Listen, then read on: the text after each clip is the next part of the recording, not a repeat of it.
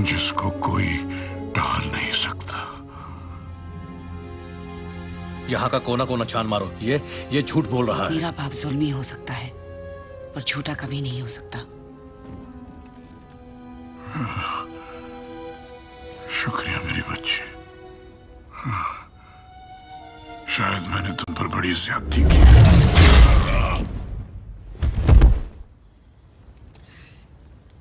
Marvel ने हमेशा ही हमें अपने ग्रेट स्टोरी लाइन और ग्रेट मूवमेंट से हैरान, इंस्पायर और एंटरटेन किया है।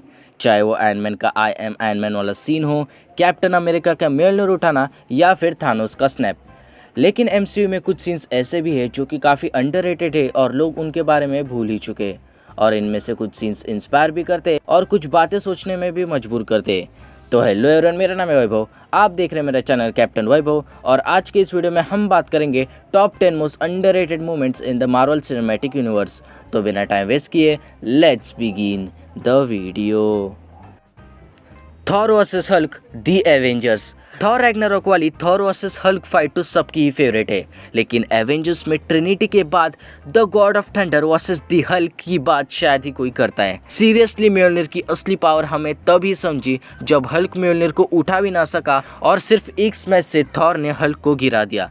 हाँ, थॉर रैग्नारोक वाली फाइट इसके मुकाबले 10 गुना बेहतर थी, लेकिन 2012 के हिसाब से ये काफ़ी ज़बरदस्त फाइट थी क्योंकि कई सारे कॉमिक बुक्स में ये दोनों आमने सामने लड़े हैं, लेकिन लाइव एक्शन में इन दोनों को देखना काफ़ी ज़बरदस्त था और काफ़ी ऑसम था।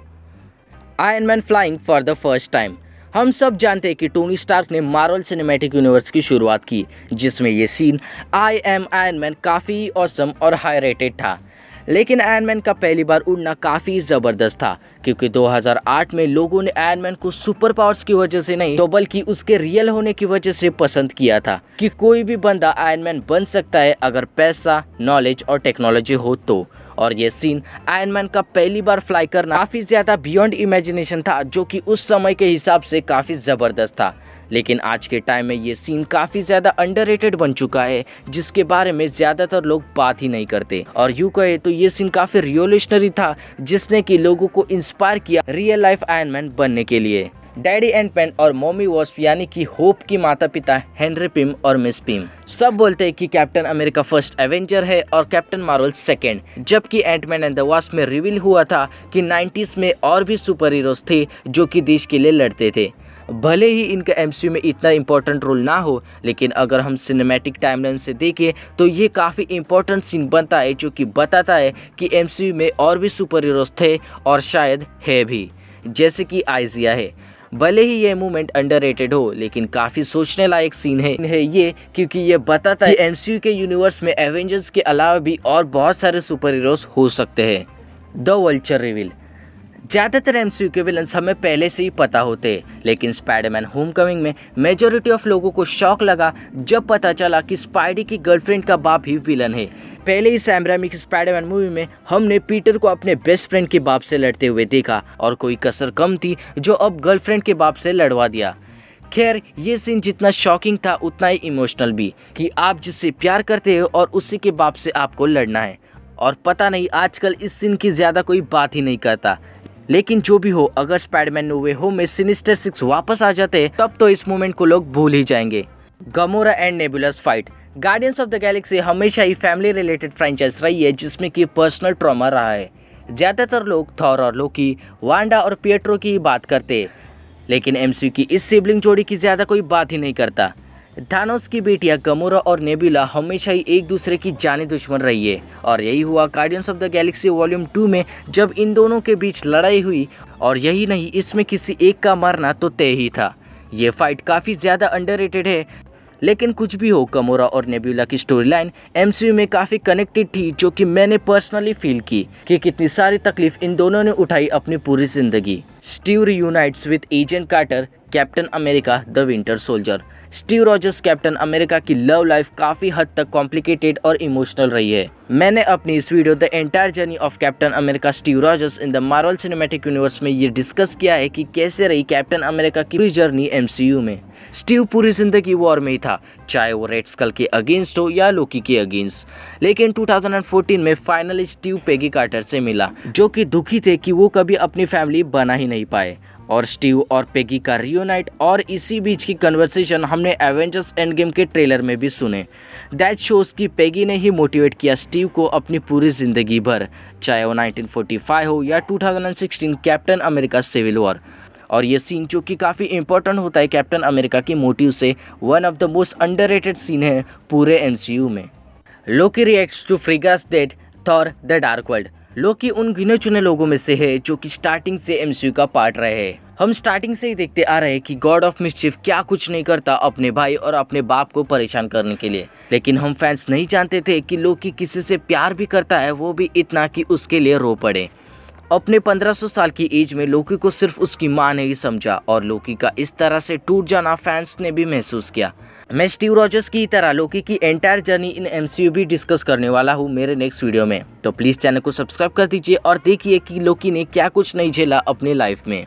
लोकी को हमने हमेशा ही मिसचिफ करते देखा है, लेकिन अपने माँ के लिए उसका रोना ये बात बताता है कि लोकी भी एक अच्छा व्यक्ति था, लेकिन उसे कभी अपनों से प्यार ही नहीं मिला।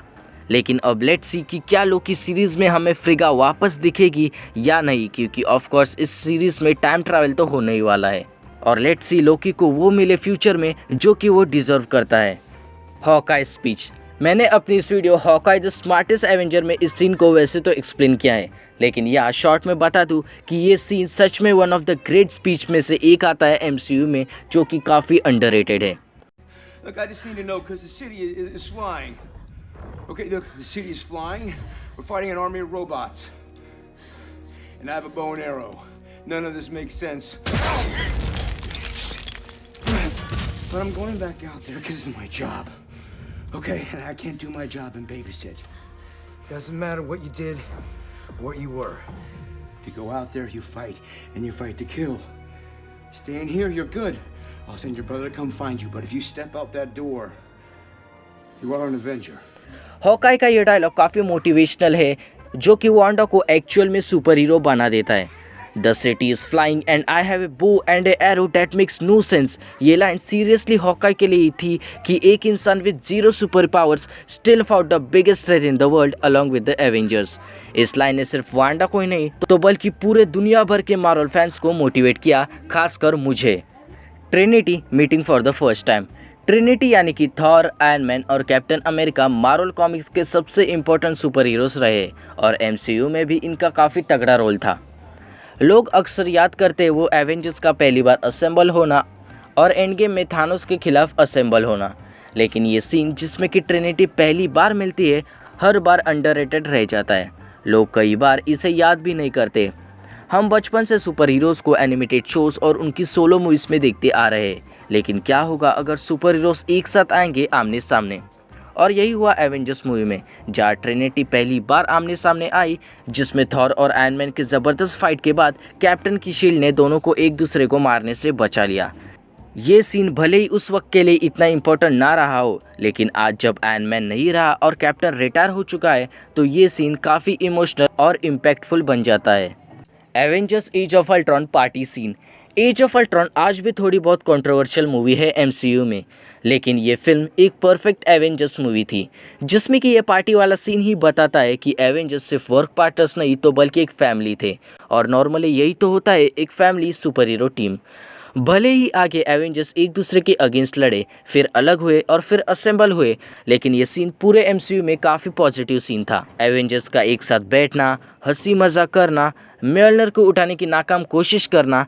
सही मामले में मैं अगेन कहता हूँ कि एवेंजर एज ऑफ अल्ट्रॉन एक परफेक्ट एवेंजर मूवी थी, जिसमें कि एवेंजर्स एक साथ आए, हंसी मजाक किया और एट द एंड दुनिया को भी बचा लिया, और आगे आने वाले MCU के टाइमलाइन को भी ज़बरदस्त तरीके से सेटअप किया। बस आज के लिए इतना ही।